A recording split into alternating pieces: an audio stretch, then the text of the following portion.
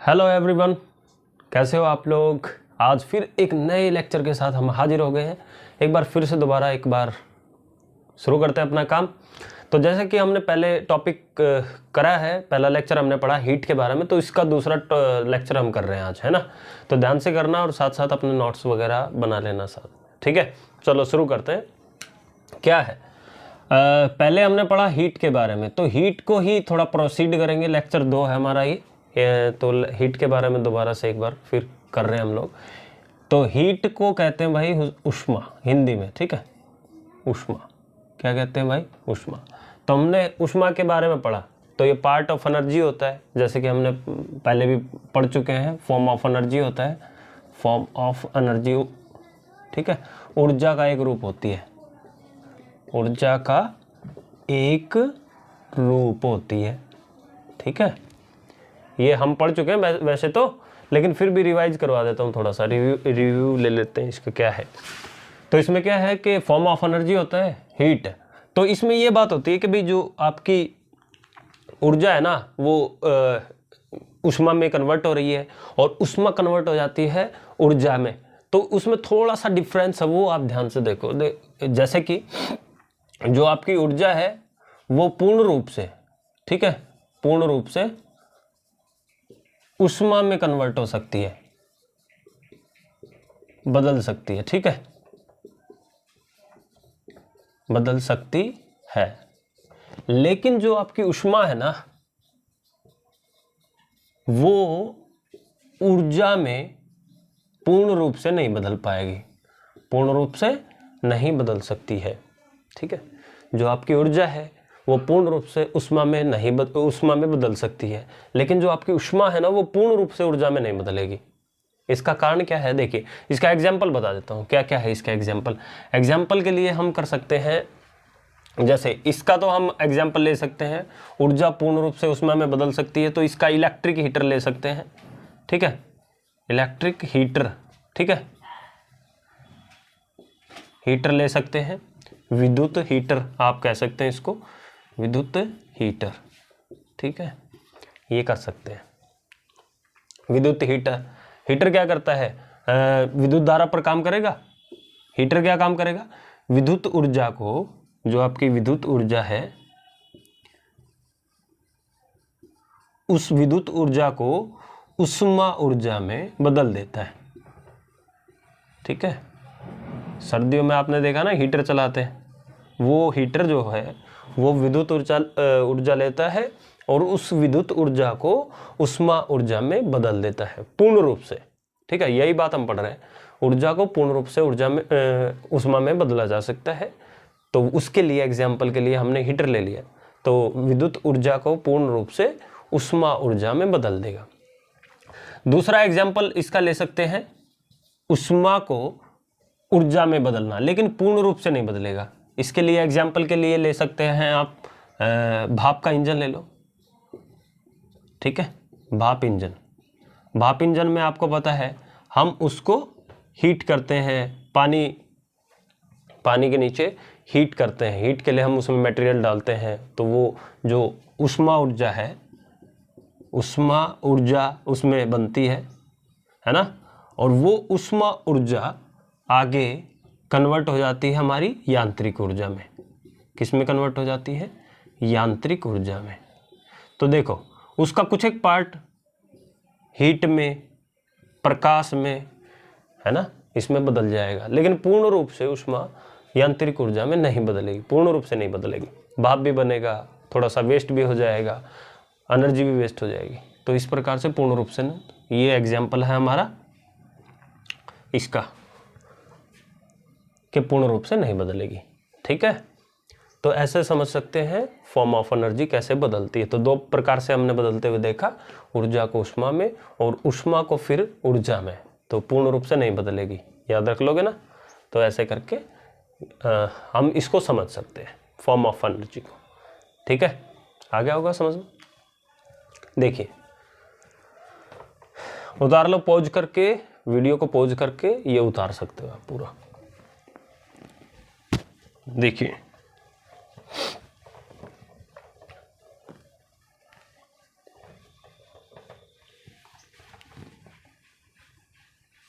Exam चल रहे हैं, एग्ज़ाम के नए नए नोटिफिकेशन आ रहे हैं, ठीक है।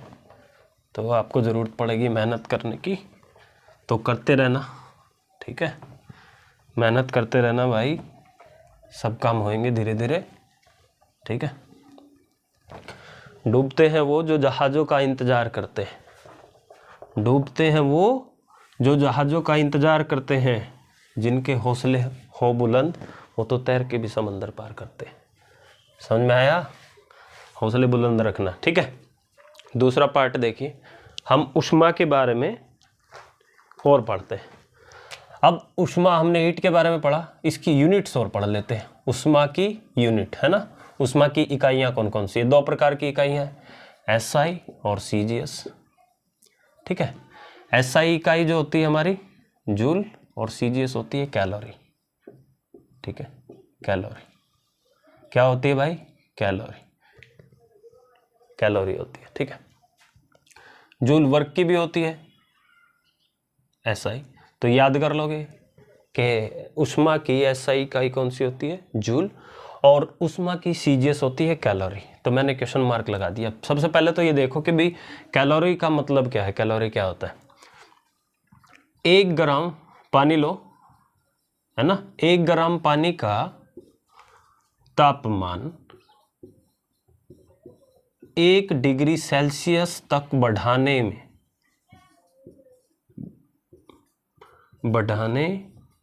के लिए आवश्यक तापमान या आवश्यक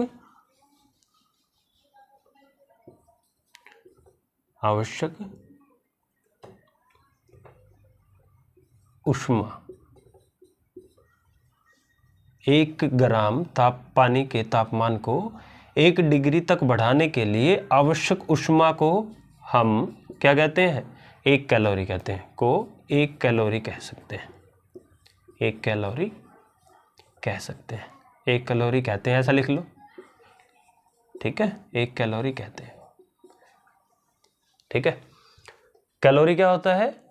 1 ग्राम पानी के तापमान को 1 डिग्री टेम्परेचर उसका बढ़ाना है। जैसे पानी ले लिया 1 ग्राम और उसको टेम्परेचर जो है 1 ग्राम तक 1 डिग्री सेल्सियस तक बढ़ाना है, तो उसके लिए हमें क्या करना पड़ेगा? उसको हीट करना पड़ेगा नीचे से। जैसे ही टेम्परेचर बढ़ेगा तो थर्मामीटर में आप देखेंगे तो उसमें टेम्परेचर का जो मरकरी है वो ऊपर जा रहा है, ठीक है। 1 डिग्री तक बढ़ जाएगा, बढ़ते ही जितनी ऊष्मा आपने उसको दी तो उसको हम 1 कैलोरी कहते हैं, ठीक है। यहाँ पर ऊष्मा और तापमान ये दोनों भी अलग अलग चीज़ें हैं थोड़ी सी। ऊष्मा अलग होती है, तापमान अलग होता है। कोई भी कंडक्टर लिया, उस कंडक्टर में जो अणु होते हैं उनमें जब हीट मिल रही होती है तो वो गति कर रहे होंगे, तो वहाँ गतिज ऊर्जा पैदा हो जाती है, गतिज ऊर्जा, ठीक है। उनका सम जो कर दें, योग जो कर दें ना, उसको हम ऊष्मा कहते हैं, ठीक है। लेकिन अगर इनके नंबर ऑफ एटम से जो नंबर ऑफ इसके अंदर जितने भी अणु रहेंगे उन अणुओं का अगर एवरेज निकाल दें, हम एवरेज अगर निकाल दें तो उसको तापमान बोला जाता है, ठीक है। तो ये थोड़ा सा डिफरेंस आप ध्यान रखें। तो 1 ग्राम पानी को 1 डिग्री टेम्परेचर तक बढ़ाने के लिए हमें ऊष्मा देनी पड़ी, तो उस ऊष्मा देने के बाद 1 डिग्री टेम्परेचर बढ़ गया, तो उसी को हम कहते हैं 1 कैलोरी। हमारी बॉडी में भी एनर्जी इसी प्रकार से यूज की जाती है। और किसी को अगर ये ना समझ में आया हो CGS यूनिट, तो CGS में इसको कहते हैं सेंटीमीटर, इसको मैं लिख ही दे देता हूँ, देखो सेंटीमीटर कहते हैं इसको। क्या कहते हैं? सेंटीमीटर। इसको ग्राम कहते हैं और इसको कहते हैं भाई सेकंड, ठीक है। इसका पता ही होगा, SI international system of unit बोला जाता है इसको, कर लोगे? तो ये ऊष्मा का थोड़ा सा यूनिट के बारे में देख लो। तो 1 कैलोरी आपको समझ में आ गया होगा। तो 1 कैलोरी क्या होता है? 1 डिग्री टेम्परेचर बढ़ाने के लिए जितनी हीट आपको उसको देनी है उसको हम बोल सकते हैं 1 कैलोरी। कर लोगे ना? चलो पॉज करो वीडियो को और साथ साथ बनाओ, ठीक है।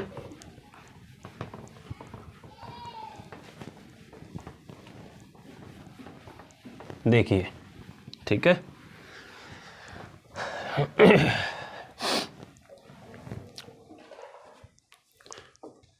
देखो 1 जूल 1 जूल 0.24 कैलोरी के बराबर होता है। 1 जूल किसके बराबर होता है? 0.24। तो 1 कैलोरी जो है 4.186 जूल के बराबर होती है। याद कर लेना, सिंपल सा लॉजिक है। 1 कैलोरी इज इक्वल टू 1/4। सीधा क्वेश्चन पूछा जाता है कितने जूल के बराबर होती है? 4.186। ठीक है। और अगर किलो में पूछ ले 1 किलो कैलोरी क्या होता है, अगर उसकी वैल्यू पूछ ली जाए तो ये क्वेश्चन पूछ लिया जाता है डायरेक्टली। तो ये होता है 4186 जूल के बराबर। देखो इसको किलो में बदला तो इसको किलो से मल्टीप्लाई कर दिया 1000 से। ठीक है, तो इसका 1000 निकाल लिया हमने, तो इससे इसको काटा तो यही बचा, तो ये लिख दिया मैं डायरेक्टली। तो इसको आप कर सकते हैं, ठीक है, डायरेक्टली। तो 1 कैलोरी जो है 4.186 जूल के बराबर, और 1 किलो कैलोरी की बात करें तो 4186 जूल के बराबर। जो उष्मा है हमारी, उष्मा की 2 इकाइयाँ, एक तो बहुत छोटी और एक बड़ी इकाई, ठीक है। जो छोटी इकाई है उसको हम कहते हैं जूल, ठीक है। जो छोटी यूनिट है ना उसमें की, उष्मा की यूनिट, इकाई कह सकते हैं इसको, ठीक है। छोटी यूनिट जो है वो कौन सी होती है? जूल। और बड़ी यूनिट कौन सी होती है? थर्म। क्या होती है? थर्म। एक थर्म जो है, एक थर्म की बात करें तो वो होता है 10 की पावर 5 BTHU के बराबर, इसके बराबर होता है। तो ये डायरेक्ट आप याद कर सकते हैं, एक थर्म किसके बराबर है? 10⁵ BTHU के बराबर। तो ये BTHU क्या होता है ये आपको जानना पड़ेगा। देखिए BTHU, B का मतलब होता है ब्रिटिश, क्या होता है? ब्रिटिश। TH का मतलब होता है थर्मल, थर्मल। U का मतलब होता है यूनिट, ठीक है, यूनिट, ऐसा लिख सकते हैं, यूनिट। तो BTHU का मतलब होता है British thermal unit, British thermal unit. अब इससे क्या समझ में आया? देखो जैसे कि अभी हमने किया 1 कैलोरी, तो 1 कैलोरी में हमने क्या पढ़ा कि भाई 1 कैलोरी किसे कहते हैं? 1 ग्राम पानी के टेम्परेचर को 1 डिग्री तक हमने बढ़ाया, उसमें हमने जो ऊर्जा, जो हीट हमने उसको दी, उसको कहा 1 कैलोरी। इसमें क्या होता है ये देखो, ब्रिटिश थर्मल यूनिट्स, तो उस टाइम पे अलग था हमारे पास। तो एक सिस्टम ऑफ यूनिट होता है FPS, जिसको हम कहते हैं फुट, पाउंड और सेकंड। वो क्या कहता है इसके अंदर, जो ये पाउंड है ना, पाउंड लिया है इसने, वो कहता है 1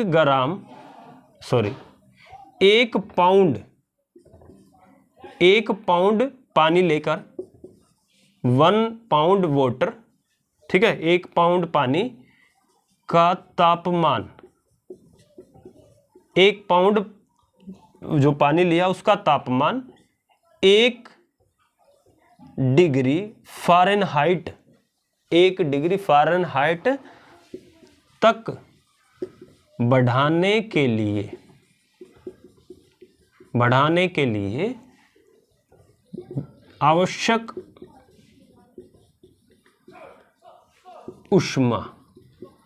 भाई इसका मतलब तो ये हुआ कि 1 पाउंड पानी का तापमान 1 डिग्री फ़ारेनहाइट तक बढ़ाने के लिए जो ऊष्मा की आवश्यकता पड़ती है उसको हम कहते हैं 1 BTHU, ठीक है। BTU बोल दें, इसको सीधा BTU भी बोल देते हैं, शॉर्ट में लिखा गया है BTU या BTH लगा दो, एक ही बात, आप समझ जाएंगे। तो हमारे पास सबसे बड़ी यूनिट क्या होती है ऊष्मा की? थर्म। और एक थर्म होता है 10⁵ BTHU के बराबर। सीधा क्वेश्चन है, एक थर्म, बड़ी यूनिट कौन सी है? ये क्वेश्चन अलग से बन जाएगा। एक क्वेश्चन यहाँ से भी बनाया जा सकता है, एक क्वेश्चन ये भी बन सकता है, एक क्वेश्चन ये भी कई बार पूछा गया है, ठीक है। एक थर्म किसके बराबर है?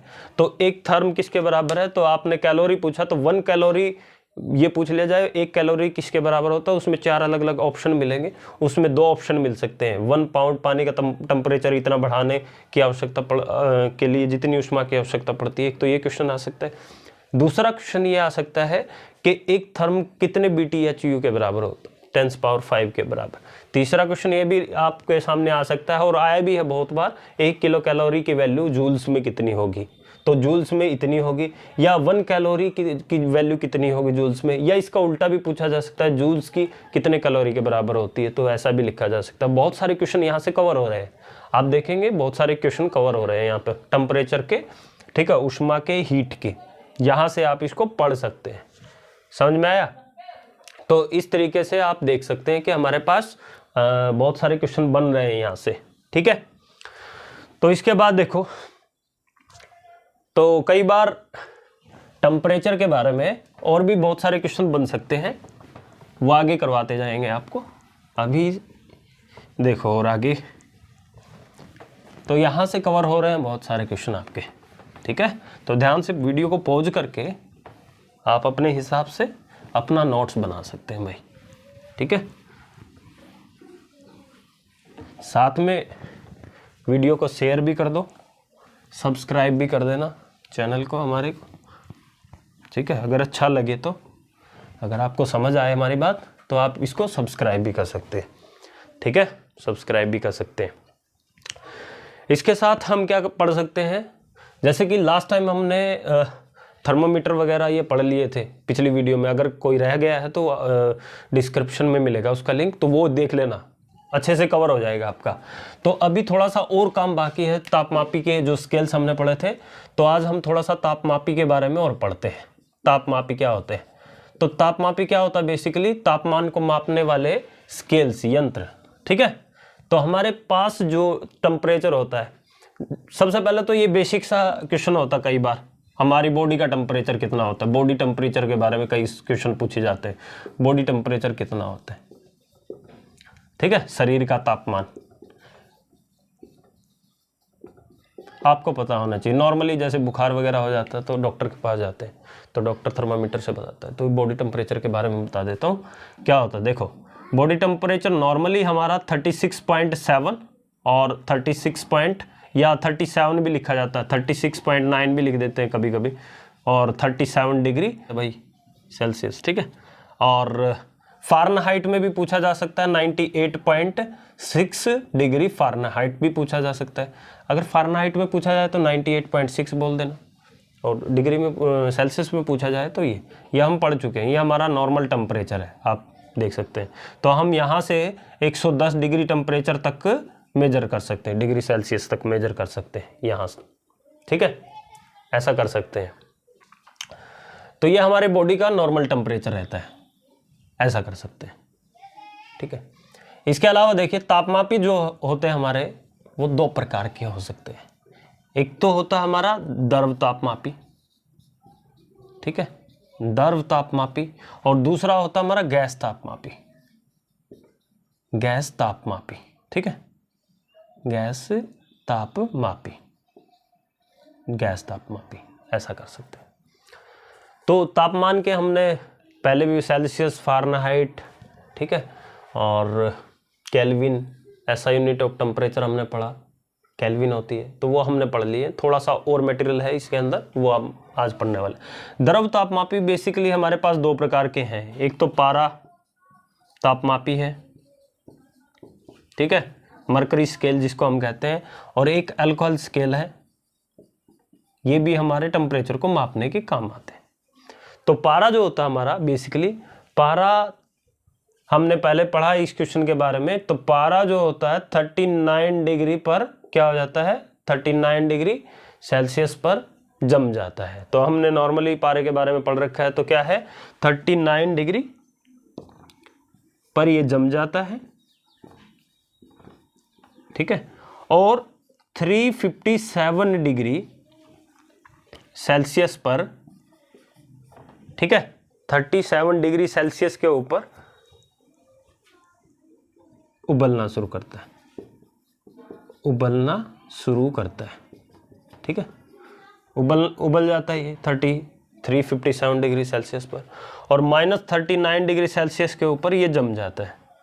तो देखो, कम टेम्परेचर है, तो पारा जो होता है हमारा टेम्परेचर मापी जो होता है उस पर -39 डिग्री सेल्सियस पर हम जमते हुए तापमान को देख सकते हैं, पारे को जमते हुए देख सकते हैं और उबलते हुए देख सकते हैं 357। तो एक बेसिक सी रेंज होती है कि -30 डिग्री सेल्सियस से लेकर 350 डिग्री सेल्सियस तक तापमान को आप नॉर्मली माप सकते हैं। नॉर्मल टेम्परेचर आप यहाँ से यहाँ तक का टेम्परेचर माप सकते हैं। क्लियर हो गया। तो दूसरा क्या है, एल्कोहल का।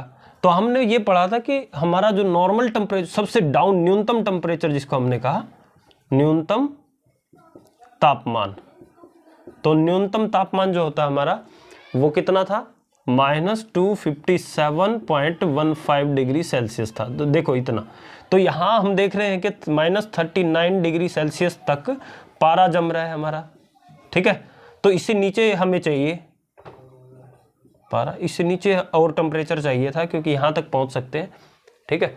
तो इसके लिए हमने एक और थर्मोमीटर बनाया, वो हमारा अल्कोहल थर्मोमीटर। तो अल्कोहल का जो टेम्परेचर होता है वो रहता है -115 डिग्री सेल्सियस तक, ठीक है, -115 डिग्री। तो इतना अल्कोहल, तो इसलिए अल्कोहल का इस्तेमाल किया थर्मोमीटर में।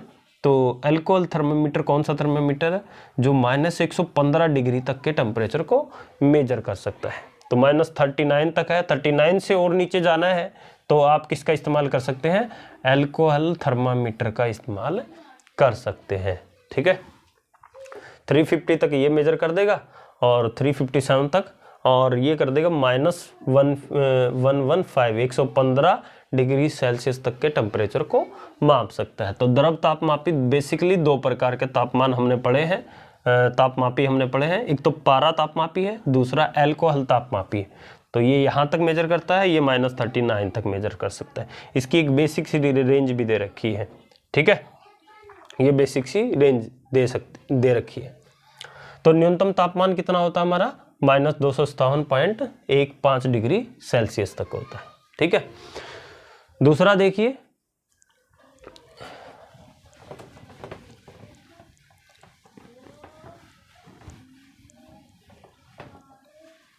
द्रव तापमापी हमने पढ़ लिया है। तो एक तापमापी और है हमारा गैस तापमापी, जिसको हम कहते हैं, क्या कहते हैं भाई, गैस तापमापी, ठीक है, आया समझ में। दूसरा कौन सा होता है हमारा, गैस तापमापी। गैस तापमापी, कौन सा तापमापी, गैस तापमापी। ये भी बेसिकली दो प्रकार के होते हैं, एक तो होता है हाइड्रोजन और दूसरा होता है नाइट्रोजन। हाइड्रोजन तापमापी और नाइट्रोजन तापमापी। तो हाइड्रोजन तापमापी जो होता है वो 500 डिग्री सेल्सियस तक का टेम्परेचर माप सकता है, और नाइट्रोजन जो होता है वो 1500 डिग्री सेल्सियस तक का तापमान माप सकता है। 500 डिग्री तक का टेम्परेचर हाइड्रोजन तापमापी और नाइट्रोजन वाला 1500 डिग्री टेम्परेचर माप सकता है, ठीक है। तो ये भी हाई टेम्परेचर तक के स्केल्स हैं। तो बेसिक स्केल्स आपने पढ़े, पहले 4 प्रकार के पढ़ लिए हैं। उसके अलावा भी हम लिक्विड में, गैस में हमने पढ़ लिया है हाइड्रोजन। तो गैसियस तापमापी भी हमारे पास है और इनकी ज़रूरत पड़ती है हाई टेम्परेचर को मेजर करने के लिए, ज़रूरत पड़ती है नॉर्मली, ठीक है। इस प्रकार से आप इसको मेजर कर सकते हैं। एक तापमापी वो भी होता है जिसका यूज बहुत ज़्यादा हो रहा है, लेकिन वो कई चीज़ों में इस्तेमाल हो रहा है, जिसमें हमने एक एग्जाम्पल के तौर पे पायरोमीटर का इस्तेमाल किया। तो पूर्ण विकिरण तापमापी, ये इस नाम से आपको देखने को मिलेगा, किसी भी पेपर में आ सकता है। Total radiation scale, total radiation scale, पूर्ण विकिरण तापमापी। ये हाई टेम्परेचर को मापने के काम आता है। कैसे टेम्परेचर हो, हाई टेम्परेचर, बहुत उच्च तापमान, जो जिसको हम कहते हैं उच्च तापमान। कौन सा तापमान, उच्च, हाई। ये नियरली 800 डिग्री टेम्परेचर से ऊपर का तापमान हो ना, उस पे ऊपर का तापमान, उसमें इस्तेमाल किया जाता है टोटल रेडिएशन स्केल।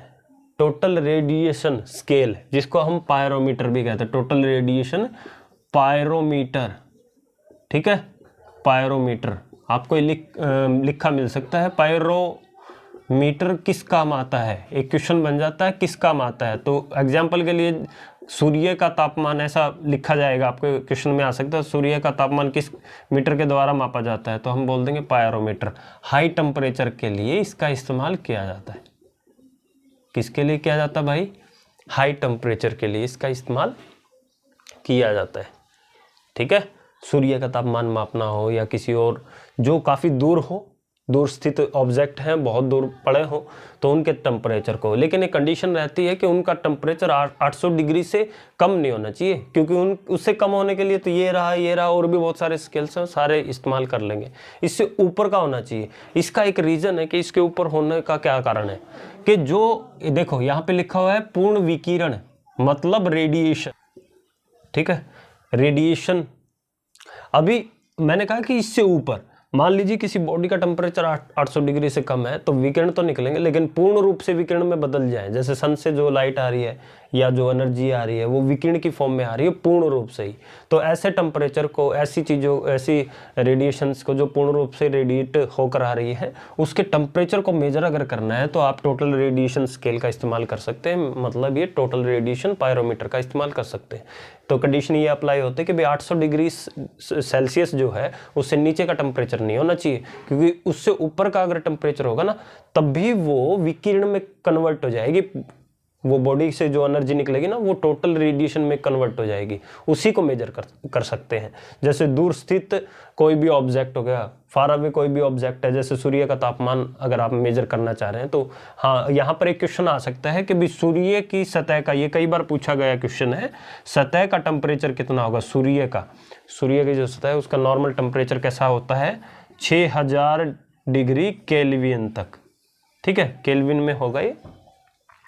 तो सूर्य का जो सतह का तापमान है वो 6000, नॉर्मली 6000 डिग्री केल्विन तक का टेम्परेचर होता है। एक क्वेश्चन यहाँ से हो गया है, तो यहाँ से क्वेश्चन, पूरी थ्योरी को अच्छे से समझ लेना और इसी में से क्वेश्चन उठाए जाते हैं। सूर्य का तापमान, ठीक है, सतह का तापमान कितना हो गया, 6000 डिग्री केल्विन हो गया, और किस मीटर से इसका टेम्परेचर मापा जाता है, वो पायरोमीटर। तो पायरोमीटर कितने डिग्री टेम्परेचर को माप सकता है, 800 डिग्री से ऊपर वाले टेम्परेचर। क्यों, क्योंकि वो वहाँ पर टोटल विकिरण आपको चाहिए, रेडिएशन में कन्वर्ट हुई ऑब्जेक्ट चाहिए, जो एनर्जी को टोटल पूर्ण रूप से विकिरण में, रेडिएशन में कन्वर्ट कर सके, ठीक है, समझ आया, ठीक है। वीडियो पॉज करो और नोट डाउन करो इसको पूरे को, ठीक है। आगे देखिए क्या है,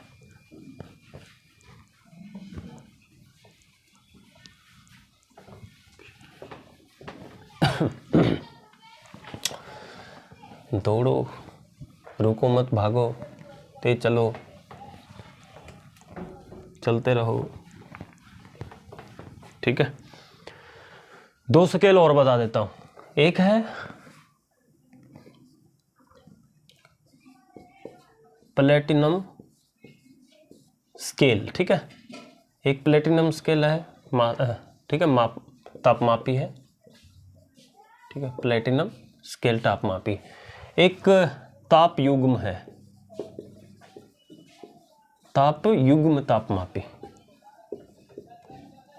ठीक है, कपल स्केल जो जिसको हम कहते हैं। तो ये भी कई बार बहुत इंपॉर्टेंट है, ये दोनों भी बहुत बार यूज किया जाता है। ये हमारे -200 डिग्री टेम्परेचर से लेकर 1200 डिग्री टेम्परेचर तक मेजर कर देते हैं। 200 से -200 से लेकर 1200 डिग्री टेम्परेचर तक मेजर कर देते हैं।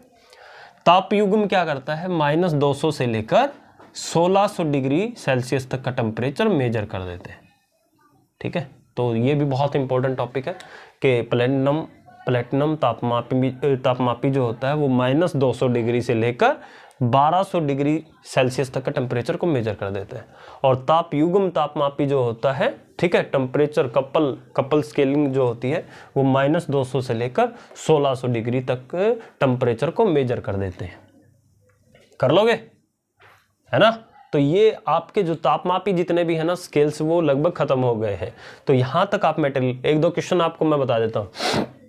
जैसे कि जैसे पानी के बारे में कई बार पूछा जाता है, पानी का वो कौन सा टेम्परेचर है जिस पर वो कई बार सॉलिड फॉर्म और लिक्विड फॉर्म में रहता है, सॉलिड और लिक्विड फॉर्म में रहता है, तो वो कौन सा टेम्परेचर है। ठीक है, ये आपको बताना है। वो कुछ एक सॉलिड फॉर्म में, कुछ एक लिक्विड फॉर्म, सॉलिड भी रहेगा और लिक्विड फॉर्म में रहेगा। ये आपके लिए क्वेश्चन है, कमेंट बॉक्स में बताना है ये क्वेश्चन। ठीक है, कमेंट बॉक्स में बताओ। इसके अलावा एक क्वेश्चन ये भी पूछा गया कई बार, एसी के खोजकर्ता कौन से हैं? एसी के खोजकर्ता कौन से हैं? विलिस, क्या नाम था उनका? विलिस था। विलिस साहब ने इसको खोज किया था, ऐसा कर सकते हैं। ठीक है, तो ये आज का टॉपिक सिर्फ इतना ही रहेगा। अगले टॉपिक में हम फिर से मिलेंगे एक नए टॉपिक के साथ, नई उम्मीद के साथ। ठीक है, अगले टॉपिक तक वेट करिए और इनको नोट डाउन करते रहिए और वीडियो को शेयर करो, सब्सक्राइब करो, फैला दो जितना फैला सकते, दुनिया के हर कोने में फैला दो, भेज दो। ठीक है, ओके, टेक केयर।